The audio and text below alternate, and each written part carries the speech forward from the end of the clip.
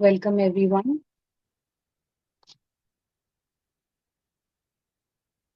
चलिए शुरू करते हैं आज का ध्यान।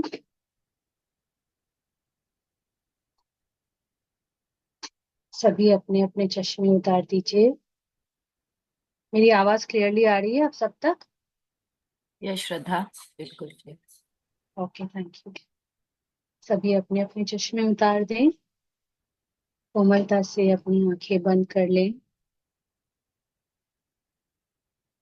सुखासन में बैठ जाएं। अपनी उंगलियों को एक दूसरे में फंसा के हाथे क्रॉस कर लें। और अगर आप चेयर पे बैठे हैं तो अपने पैरों को क्रॉस कर लें।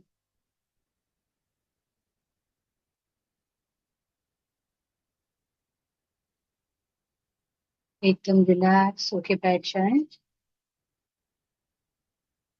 और धीरे धीरे अपना सारा ध्यान अपनी सांसों पर ले आए। एक गहरी लंबी सांस लेंगे और उसे धीरे से अपने मुंह से एक्सहेल करेंगे। फिर से एक गहरी लंबी सांस और फिर उसे अपने मुंह से एक्सहेल करें। लास्ट टाइम रिपीट करेंगे, गहरी लंबी सांस एंड एक्सहेल। धीरे धीरे श्वास आने और जाने की गति कम होती जा रही है। दिन भर हम श्वास लेते हैं, सोते उठते बैठते खाते पीते नहाते, लेकिन सांसों पे ध्यान बिल्कुल नहीं देते। ये श्वास सिर्फ हवा नहीं, हमारे शरीर का, आत्मा का प्राण ऊर्जा है। हमारा सबसे बड़ा गुरु है ये श्वास। और श्वासों को देखने का जो प्रयास है वो ज्यादा कठिन नहीं है। एकदम सहज सरल ध्यान।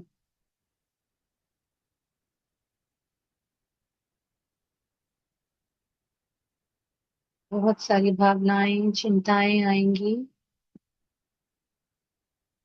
आसमान में बादल आते हैं, बहते हुए चले जाते हैं। ये भावनाएं और चिंताएं भी बहते हुए चली जाएंगी। आप अपना पूरा ध्यान अपनी श्वासों पर रखें।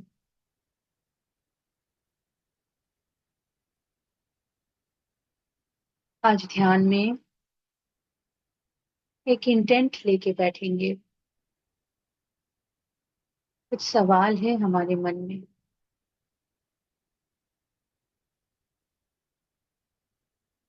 हमारा लाइफ पर्पस क्या है? क्यों आए हैं हम इस धरती पर? क्यों चुना हमने ये शरीर? इसी ग्रह पे क्यों आए, किसी और ग्रह पे क्यों नहीं गए? इसी परिवार पे क्यों आए, किसी और परिवार पे क्यों नहीं गए? ऐसे सारे सवालों का आज जवाब मिलेगा हमें इस ध्यान में।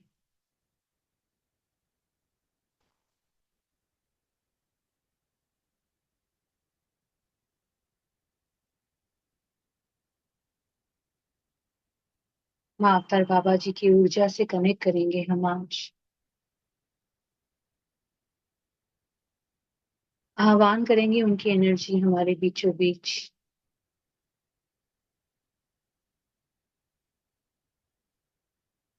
आज ध्यान में इस कलेक्टिव कॉन्शियसनेस में समझेंगे कि हम और ज्यादा से ज्यादा प्रेम और प्रकाश कैसे फैलाएं।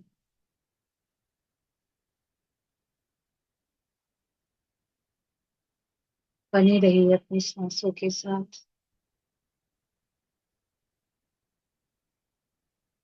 हर सवाल का जवाब देंगे ये सांसें। आज इस ध्यान में बने रहिए, इस कलेक्टिव कॉन्शियसनेस में बने रहिए। माँ अवतार बाबा जी की इस ऊर्जा में।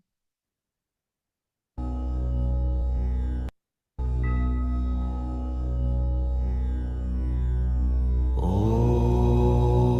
क्रिया बाबाजी नमः।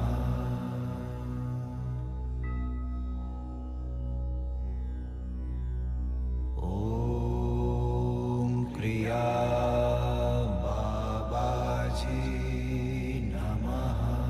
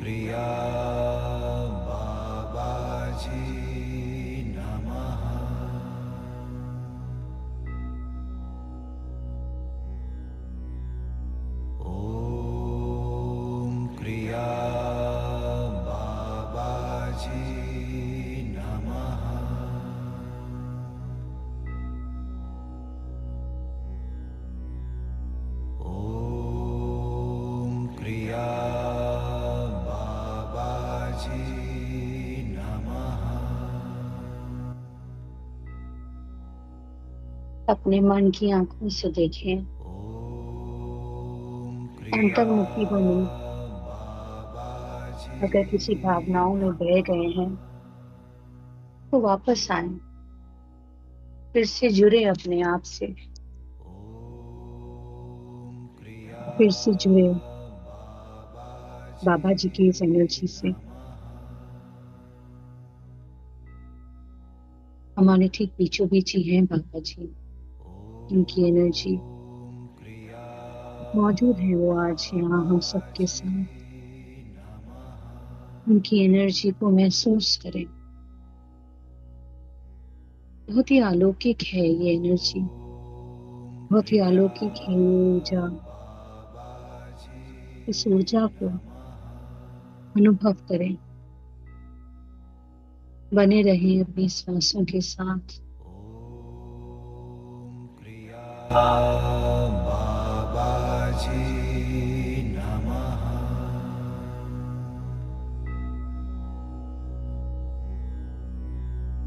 ॐ क्रिया बाबाजी नमः।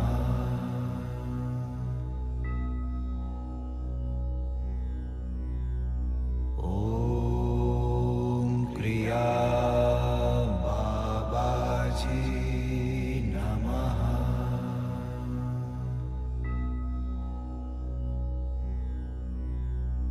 ॐ क्रिया बाबाजी नमः। ॐ क्रिया बाबाजी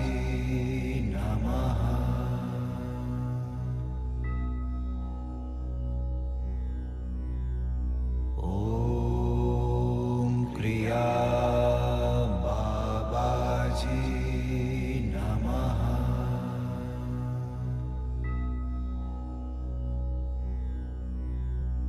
ॐ क्रिया बाबाजी नमः।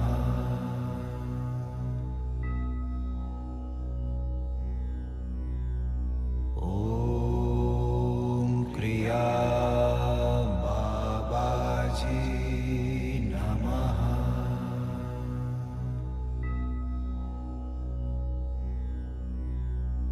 ॐ क्रिया बाबाजी नमः।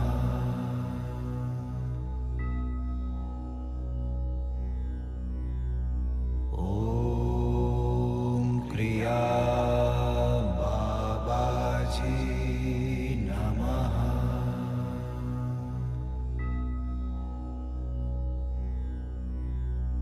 ॐ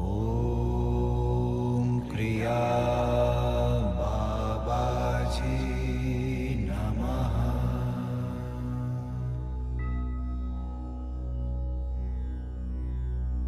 ॐ क्रिया बाबाजी नमः।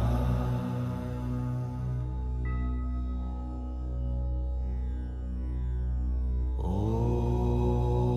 क्रिया बाबाजी नमः।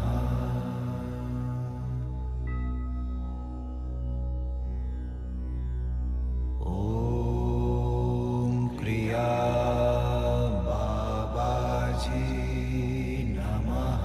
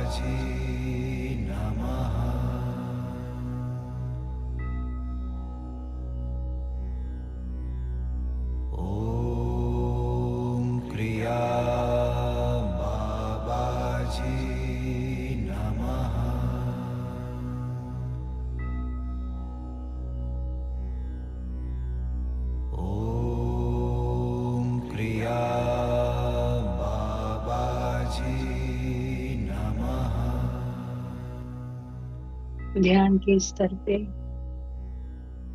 बहुत गहरे उतर चुके हैं हम। ॐ क्रिया बाबाजी नमः। अपने अंदर प्रवेश कर चुके हैं, ॐ जुड़ चुके हैं कंप्लीटली क्रिया अपनी आत्मा के साथ। बाबाजी नमः।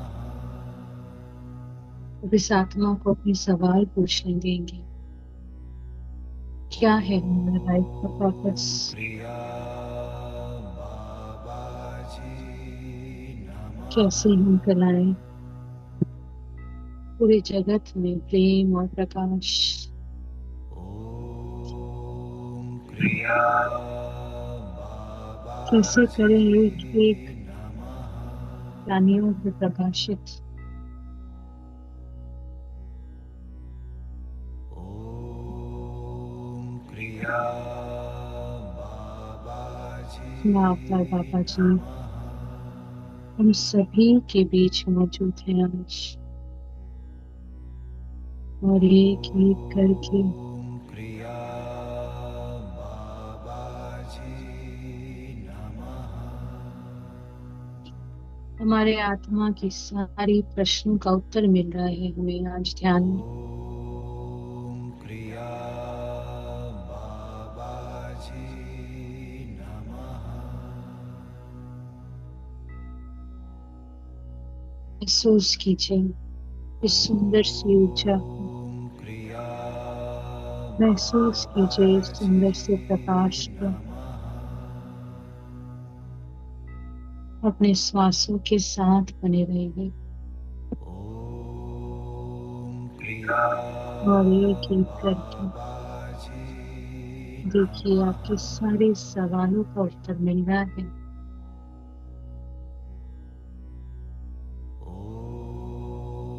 ॐ बाबा क्रिया जी की एनर्जी, बाबाजी नमः। बाबा जी की एनर्जी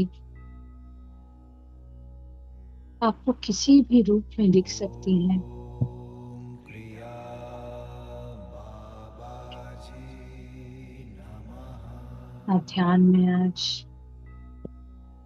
उनसे अपने सारे सवालों का जवाब मांग सकते हैं। ॐ क्रिया बाबाजी उनसे गाइडेंस लेंगे हम आज कि कैसे हम अपने आप को, हमारे जीवन को एनलाइटन क्रिया करें, बाबाजी प्रकाशित करें। बने रहिए अपनी सांसों के साथ, बने रहिए इस भावना के साथ। ॐ क्रिया महसूस कीजिए इस ऊर्जा को। बाबाजी नमः।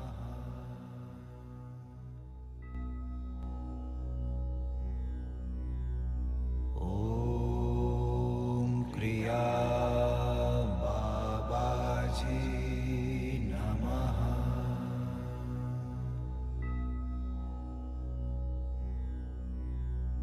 ॐ क्रिया बाबाजी नमः।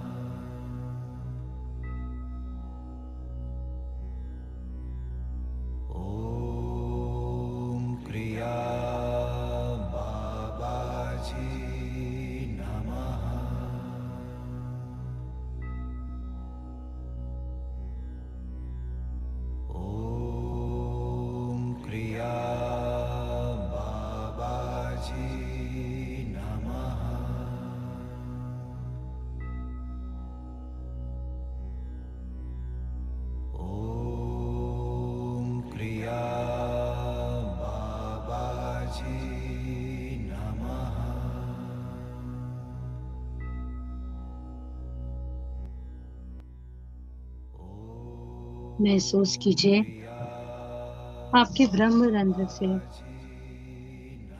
एक सुंदर सी प्रकाश आपके थर्ड आई चक्र से, आपके थ्रोट चक्र से होते हुए आपके हार्ट चक्र को और आपकी बाकी सारी चक्राओं को प्रकाशित कर रहा है, ऊर्जित कर रहा है।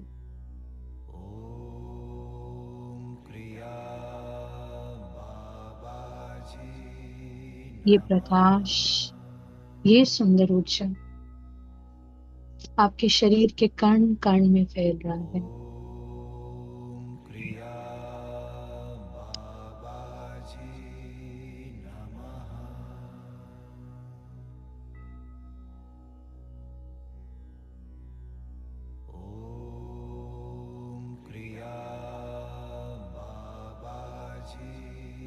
इस सुंदर सी ऊर्जा को महसूस कीजिए। इस प्रकाश को आपके शरीर के हर कोशिका में महसूस कीजिए। यह आपके शरीर के हर डीएनए को एनलाइटन कर रहा है, प्रबुद्ध कर रहा है। ये आपको, आपकी आत्मा को, ये प्रकाश, ये ऊर्जा ही है माँ अवतार बाबा जी की शक्तिशाली ऊर्जा, अलौकिक प्रकाश।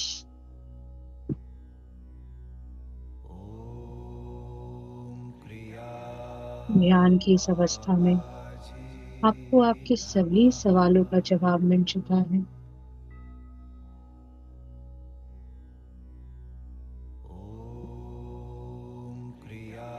इंटीग्रेट कीजिए उन सारे जवाबों को।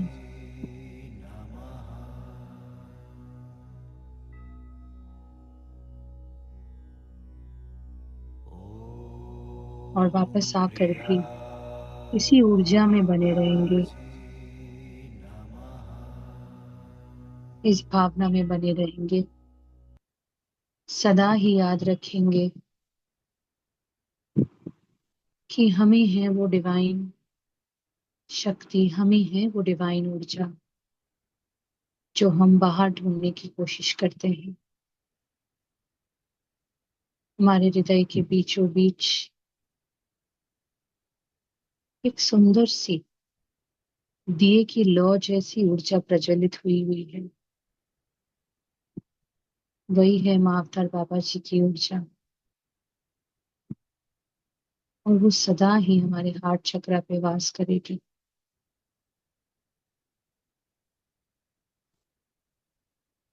माँ अवतार बाबा जी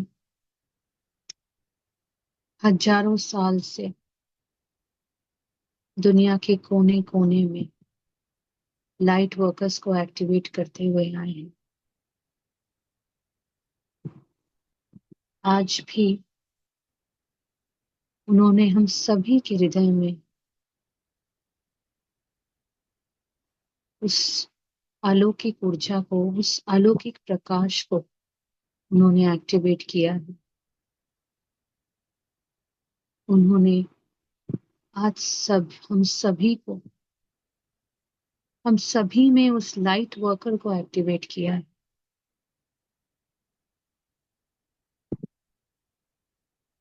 वापस आने का समय हो गया है,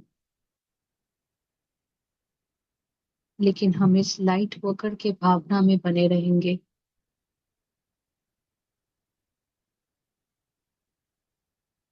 हमारे हृदय के बीचों बीच, हमारे हार्ट चक्र में इस सुंदर सी अलौकिक प्रकाश को महसूस करेंगे, उस भावना में बने रहेंगे। बस आखिरी कुछ पल आप, आपकी श्वासें और वो सुंदर सी ऊर्जा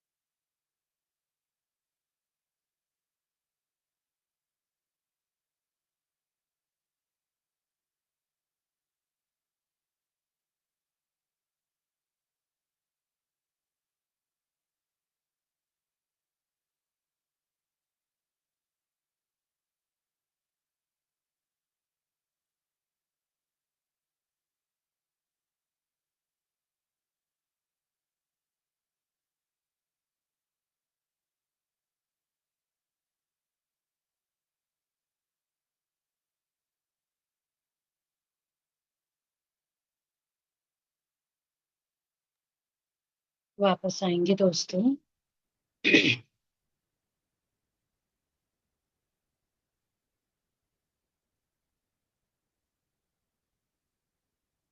5 4 3 2 1। अपनी हाथों को अपनी आंखों पर रखें। आंखें हथेलियों के बीच ही खोलें और इस सुंदर सी ऊर्जा को अपने पूरे शरीर में फैलाएं। धन्यवाद देते हुए गौतम बुद्ध की इस आनापानासती को धन्यवाद। महाअवतार बाबा जी को बहुत बहुत धन्यवाद। ब्रह्म ऋषि पत्री जी का धन्यवाद। हमारी पिरामिड मास्टर रूप झुनझुनवाला जी का धन्यवाद। आप सभी का धन्यवाद मुझे ये मौका देने के लिए। अपने आप को धन्यवाद ध्यान को चुनने के लिए। और इस सुंदर सी ऊर्जा को एक सुंदर सी मुस्कान के साथ और तालियों के साथ चारों ओर फैलाएंगे।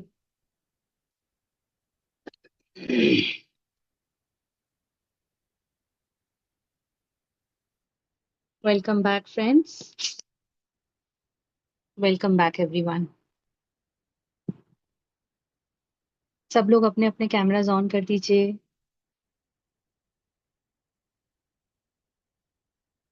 वरना स्वाध्याय शुरू नहीं होगा।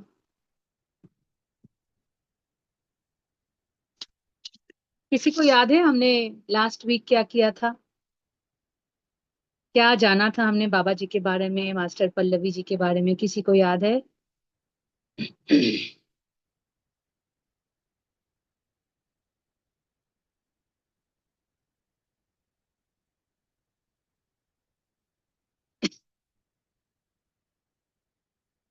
अब सभी को बताना चाहूंगी कि मैंने इस बुक की स्वाध्याय क्यों शुरू की।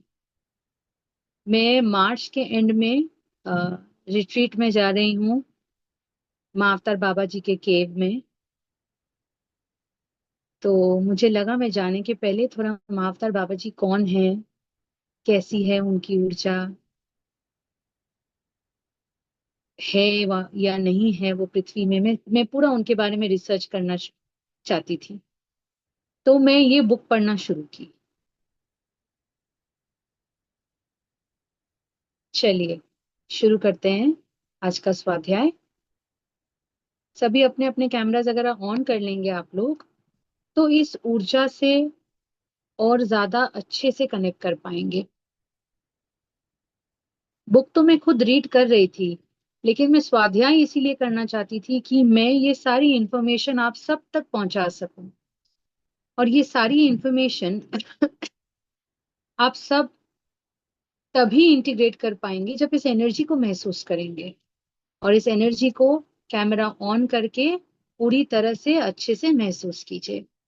हमने लास्ट क्लास जाना और समझा एक पैरेलल यूनिवर्स के बारे में, जहां से सैफो आया था और बाबा जी और सैफो एक दूसरे के मिरर इमेज हैं। और जब विजन में मास्टर और पल्लवी जी को बाबा जी और सैफो दिखे, तो वो दोनों एक दूसरे में मिल गए। तो आज जानेंगे और समझेंगे इस पैरेलल लाइफ एग्जिस्टेंस को।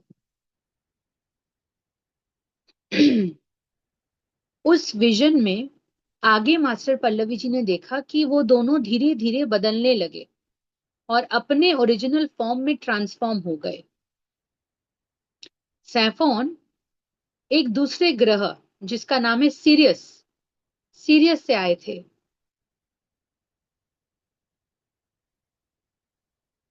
इसी तरह बाबा जी ने सीरियन लाइफ का दर्शन करवाया पल्लवी जी को, एक पैरेलल लाइफ की एक्सपीरियंस कराई। उन्होंने एक बहुत लंबी आकृति देखी, लगभग 10 फीट ऊंचा।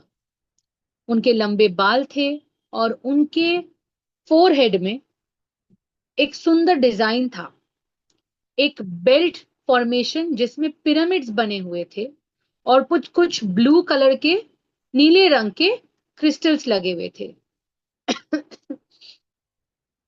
वो एक कलरफुल क्रिस्टल से भारी नेकलेस, क्रिस्टल से बना हुआ नेकलेस पहने हुए थे, और एक ऑफ वाइट कलर की कपड़ी उनके गर्दन के इर्द गिर्द था।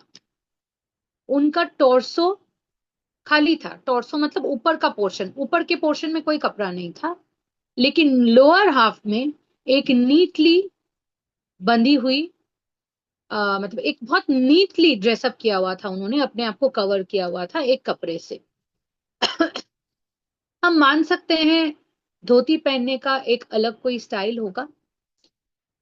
उनके पैर बहुत बड़े बड़े थे।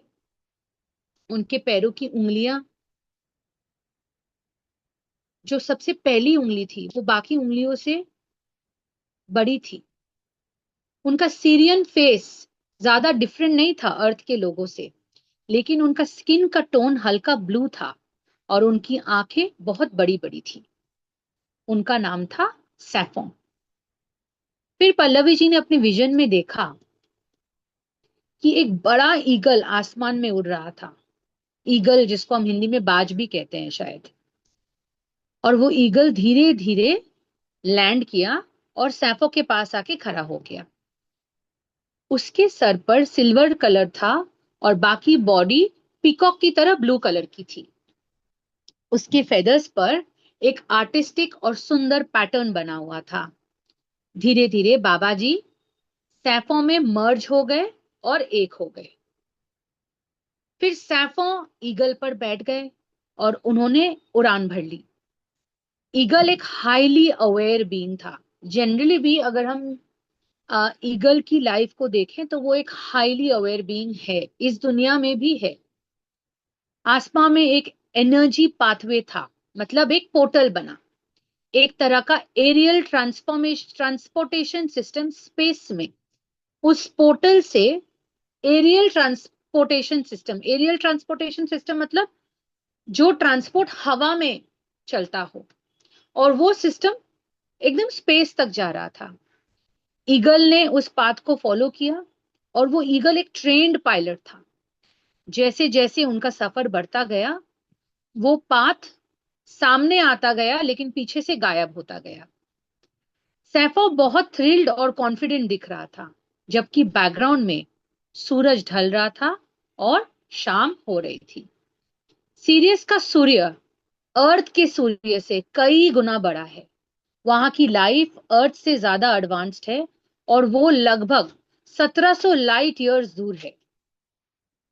स्पेस से अर्थ की जो डिस्टेंस है वो हम मेजरमेंट करते हैं लाइट ईयर्स में। तो सीरियस अर्थ से 1700 लाइट ईयर्स दूर था, और सीरियस का जो दुनिया है वो अर्थ से बहुत ज्यादा डेवलप था। वहां के लोग हमसे ज्यादा अवेयर बीइंग्स थे, हमसे ज्यादा मॉडर्न बीइंग्स थे।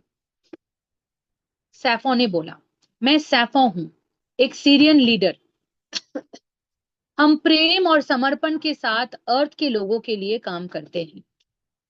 मैंने हमेशा तुम्हारे लोगों की पुकार सुनी है और मैं कई लोगों से संपर्क में हूं ताकि मैं अपना संदेश पृथ्वी तक पहुंचा सकूं।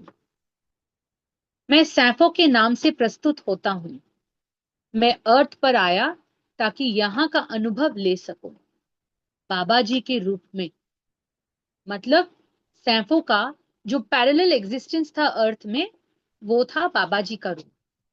हम इस कार्य के माध्यम से सीधा अर्थ के बीइंग्स से बात करना चाहते हैं और बताना चाहते हैं कि तुम्हारी असलियत हमसे अलग नहीं है। सिर्फ तुम्हारे सोचने का तरीका इतना सीमित हो गया है कि तुम खुद को खो चुके हो और अपनी सत्य भूल चुके हो। इसीलिए हम यहाँ आए हैं ताकि तुम्हारी जर्नी में मदद करें और अर्थ की वाइब्रेशंस को लिफ्ट कर सकें। इट वाज अस, हम थे सीरियंस जिन्होंने हजारों साल पहले अर्थ पर पिरामिड्स की स्थापना की। हम यूनिवर्स के मैथमेटिकल साइंटिस्ट हैं। अपनी एडवांस तकनीकों के द्वारा हमने पिरामिड्स का निर्माण किया ताकि अर्थ की वाइब्रेशन रेज हो और उसकी हायर कॉन्शियसनेस बढ़े। जब भी कोई पिरामिड देखता है उसके मन में ये प्रश्न उठता है कि ये कैसे बना और इनका रहस्य क्या है। अर्थ एक अद्भुत जगह है एक्सपेरिमेंट और एक्सपीरियंस के लिए। हमने यहाँ ऐसे लोगों को ढूंढा जो पिरामिड कॉन्सेप्ट समझ सके और दूसरों तक पहुंचा सके, ठीक जैसे हमारे पत्री जी। उन्होंने हम सब तक ये पिरामिड और ध्यान की इंफॉर्मेशन पहुंचाई। क्यों? ताकि वो हम सब की वाइब्रेशन बढ़ा सके। हमारे अंदर जो सुपर ह्यूमन बीइंग स्किल्स है जो हम भूल चुके हैं वो दोबारा एक्टिवेट हो सके। हमने अर्थ पर पिरामिड्स बसाए और इंतजार किया कि जब ह्यूमन रेस एक क्वांटम लीप ले, अपनी स्पिरिचुअल जर्नी में आगे बढ़े और पिरामिड एनर्जी से एक स्पिरिचुअल रेवोल्यूशन लाए। हमारे दुनिया में जब भी कोई रेवोल्यूशन आया है, मोस्टली बड़े बड़े वॉर्स के बाद रेवोल्यूशन आया है। वर्ल्ड वॉर 1 के बाद रेवोल्यूशन आया, वर्ल्ड वॉर 2 के बाद रेवोल्यूशन आया, लेकिन उससे अर्थ का वाइब्रेशन बढ़ा नहीं और घटा। लेकिन स्पिरिचुअल रेवोल्यूशन से अर्थ का वाइब्रेशन बढ़ेगा। अर्थ में हर एक प्राणी, animal kingdom, plant kingdom, water kingdom, human kingdom, हर एक जीवित प्राणी का वाइब्रेशन बढ़ेगा।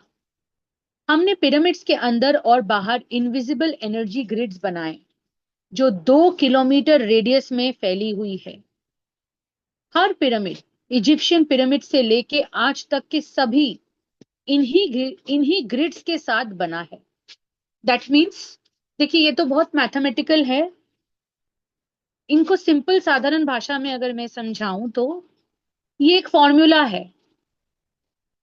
इसी फॉर्मूला से जब पिरामिड बनेगा तो वो एक एनर्जी ग्रिड अपने चारों तरफ फॉर्म करेगा। तो इसीलिए आज इजिप्ट में जितने भी पिरामिड्स हैं या आज दुनिया में जितने भी पिरामिड्स बन रहे हैं, सभी में ये सेम फॉर्मूला यूज किया गया है। अब थोड़ा सा समझते हैं कि ये एनर्जी ग्रिड जो पिरामिड्स क्रिएट कर रहे हैं ये क्या है। स्टेफन समझाते हैं, जैसे ह्यूमन बॉडी के सेल्स एक ग्रिड लाइक स्ट्रक्चर में होते हैं, वैसे ही पिरामिड एनर्जी ग्रिड्स भी ह्यूमन सेल्यूलर सिस्टम से कनेक्ट होता है।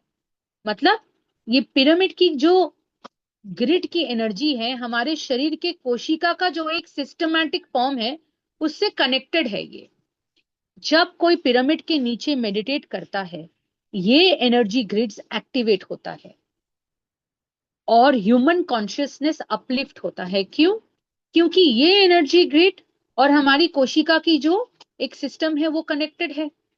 तो हम जब पिरामिड के नीचे बैठकर ध्यान करते हैं तो हर एक कोशिका में वो डिवाइन एनर्जी पहुंचता है। तो नेचुरली हमारा आत्मा का जो एनर्जी है वो अपलिफ्ट होता है, ह्यूमन कॉन्शियसनेस अपलिफ्ट होता है। हम फिजिकली अर्थ पर नहीं आ सकते, इसीलिए पिरामिड्स एक कम्युनिकेशन नेटवर्क की तरह काम करता है। जब भी हम आते हैं ये एनर्जी ग्रिड्स पोर्टल्स की तरह यूज होता है। अर्थ लाइट एज में प्रवेश कर चुका है, पर लोग अपने आप से डिस्कनेक्ट हो गए हैं। हम उन्हें फिर से जोड़ने आए हैं। डॉल्फिन्स भी हमारे मैसेंजर्स हैं। कई सीरियंस ने डॉल्फिन्स के रूप में जन्म लिया है ताकि अर्थ की वाइब्रेशन अपलिफ्ट हो सके। विजन में ही, जैसे कि आज मैं आप लोगों को मेडिटेशन में बोल रही थी कि मेडिटेशन में ही जब आपको बाबा जी की एनर्जी की दर्शन हो तो आप अपने अपने सवाल रख सकते हैं उनके सामने। पल्लवी जी भी इस विजन में एक सवाल पूछती हैं, सीरियस कैसा है? जो सीरियस नाम का ग्रह है वो कैसा है? सीरियस टेक्नोलॉजिकली बहुत एडवांस्ड है, पर यहाँ टेक्नोलॉजिकल सिर्फ डिवाइसेस नहीं बल्कि हायर सोल इंटेलिजेंस तक पहुंचने का माध्यम है। जैसे कि दोस्तों, जब हम सतयुग में थे, सतयुग में भी धरती ऐसे ही था। हम सोल लेवल पर हाईली इंटेलिजेंट थे, हाईली एडवांस थे, पर हम धीरे धीरे सब भूल गए। हमारा मोटो है, कम्युनिकेशन ही सबसे बड़ी सॉल्यूशन है। हर चीज का एक रिदम होता है जो अपनी भाषा में कम्युनिकेट करता है। मैं सैफों माँ अवतार बाबा जी के रूप में इनकारनेट हुआ ताकि अर्थ को समझ सको। जैसे विष्णु के बहुत सारे इनकारनेशंस है, बहुत सारे अवतार हैं, वैसे ही माँ अवतार बाबा जी सैफों के अवतार है। फर्क सिर्फ इतना ही है कि ये एक पैरेलल लाइफ एग्जिस्टेंस है। सीरियन सेवेंथ डिमेंशनल बीइंग्स हैं।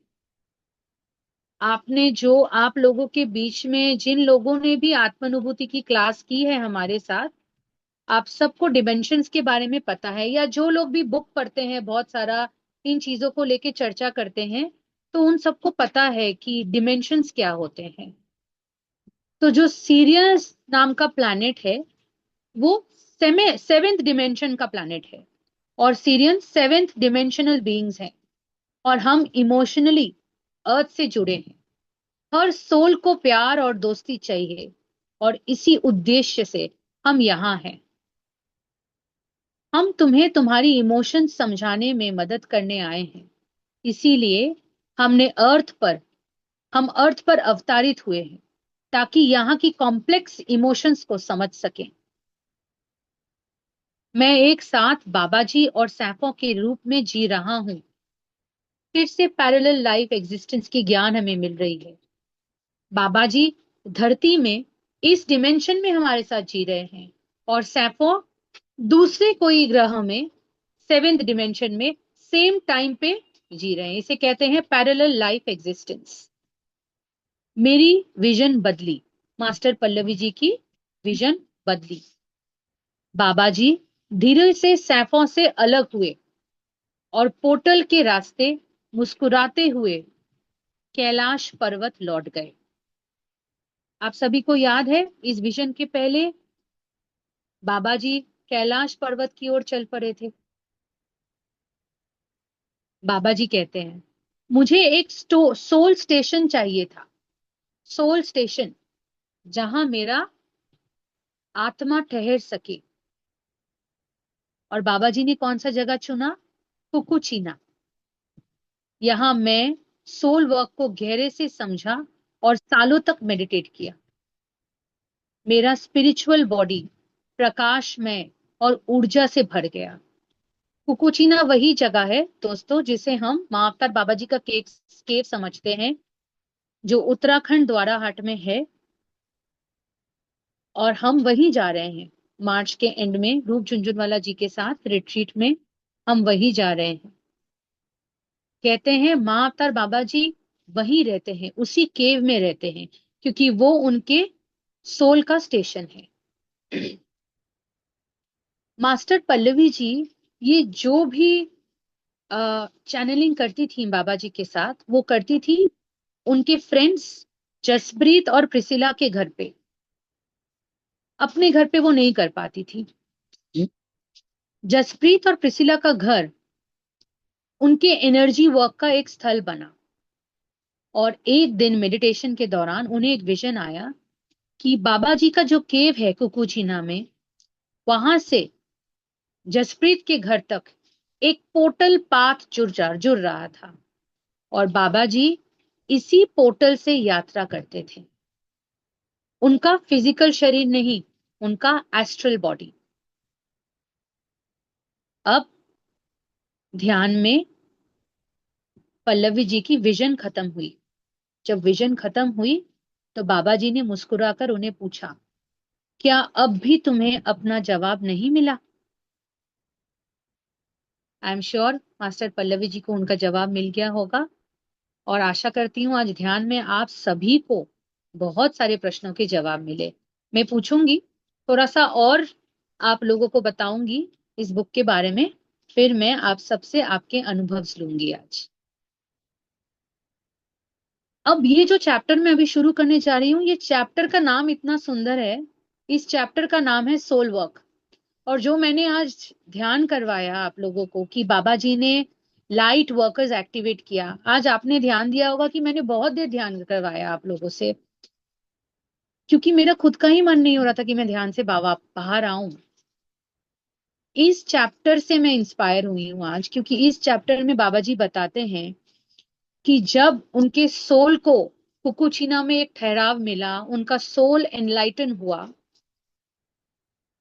उन्होंने काम शुरू किया। क्या काम शुरू किया? उन्होंने शुरू किया लाइट वर्कर्स को एक्टिवेट करने का। देखते हैं कैसे। पहला जगह जो बाबा जी ने चुना अपने सोल वर्क के लिए, वो था चिदम्बरम, तमिलनाडु। उन्होंने चिदम्बरम तमिलनाडु से अपना काम शुरू किया।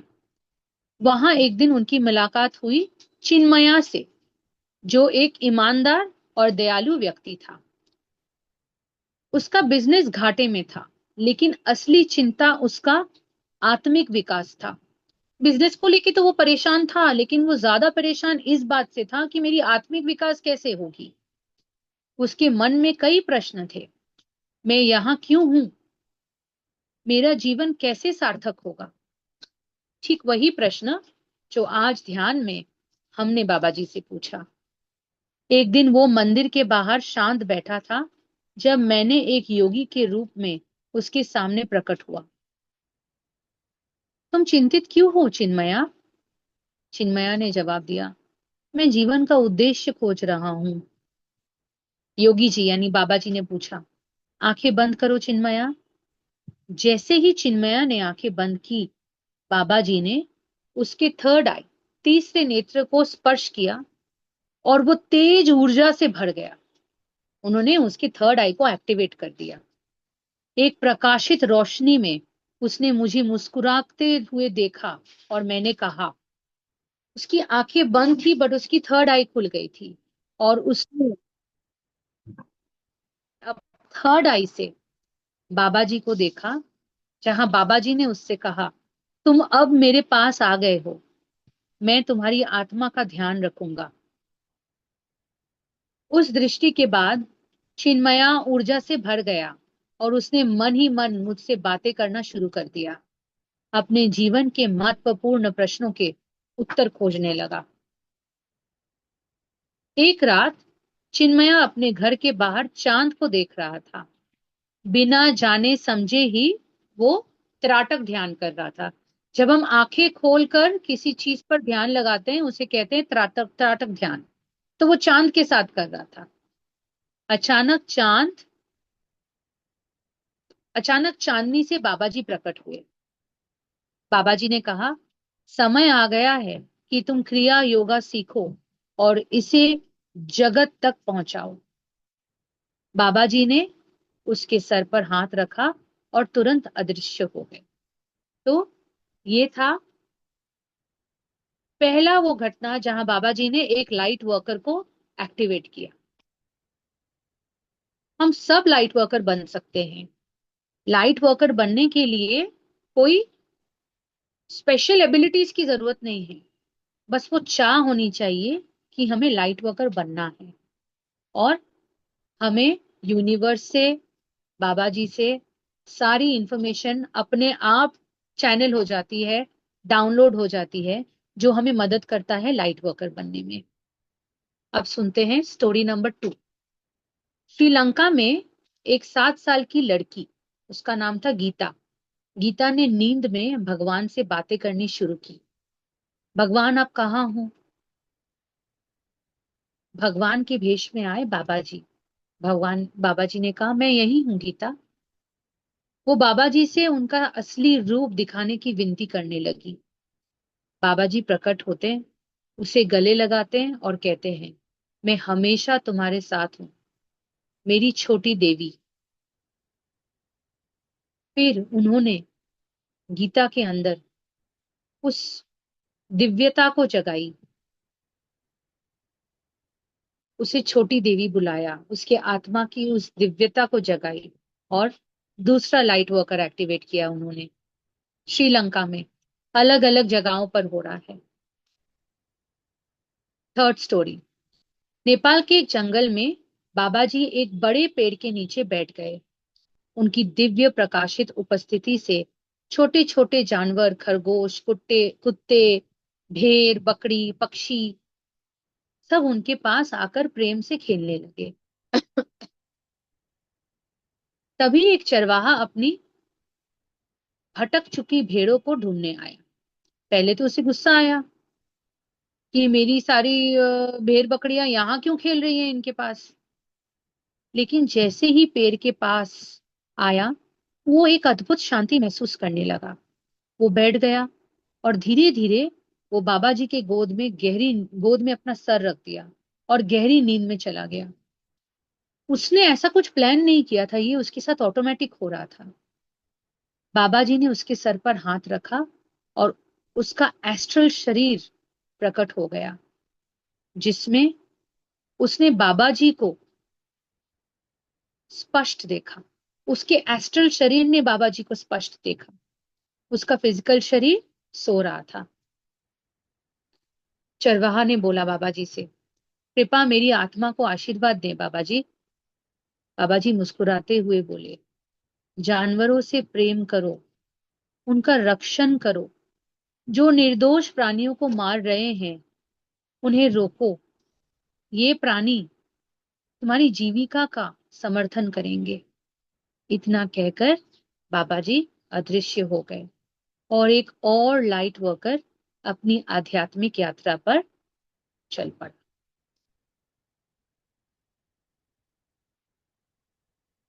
आज यहीं तक दोस्तों, इसके आगे हम नेक्स्ट क्लास में कंटिन्यू करेंगे।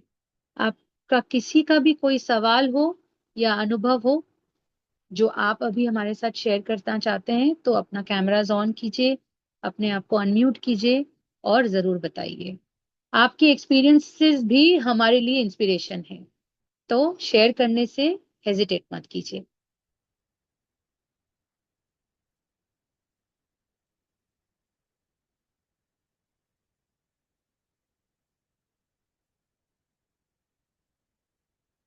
ठीक है, कुछ किसी को अगर कुछ शेयर नहीं करना है तो आज का क्लास हम यहीं एंड करते हैं। मिलेंगे आप सबसे नेक्स्ट वीक अगले अध्याय में। Thank you everyone.